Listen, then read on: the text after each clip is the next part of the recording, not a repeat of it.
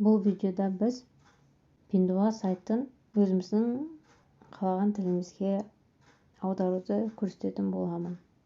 Ол үшін бізге Play Market'тен Tab Translation Screen деген программаны орнатып аламыз. Осыны орнатып аламыз. Қытай сайтын орысша, қазақшаға өзіміздің қалаған тілімізге аударамыз. Приложениемізге кіреміз. X-ті басамыз. Так, бізге қандай тілден трансляция жасау керек? Мысалы, маған ыңғайлы. Мысалы, біз Қытай тілінен орысшаға, қазақшаға, сізге қандай не ыңғайлы, соны таңдайсыз.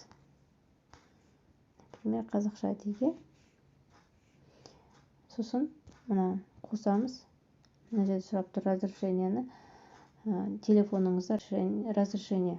Яғни сіз жаңа осындай настройканы суреті шығады, астыға қарай төссеңіз жаңағы мінекей. Осы жерде мына жаңағы программаның логотипін тауып аласыз, соның үстіне басасыз. Осы разрешить етуіміз керек.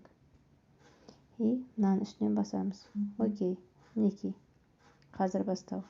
Мінекей бізде мынандай кнопка шығады. Жаңағы біздің Пиндуа сайтына кіреміз. Мінекей Пиндуа сайтына кіреміз. Так. Например,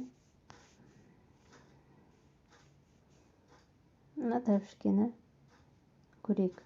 Мінекей үстіне бассаңыз, мына значоктың бассаңыз, сізде осы тұрған экранды осылай қазақша аударып береді.